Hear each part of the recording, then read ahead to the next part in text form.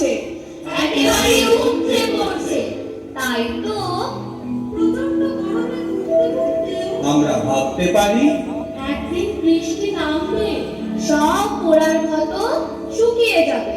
এভাবে ঋতু দলের মিছিল আমাদের জীবন ভাবনাকে গড়ে দেয়, বৈচিত্র্য বাঁচিয়ে দেয় সকল দুর্বিপাকে।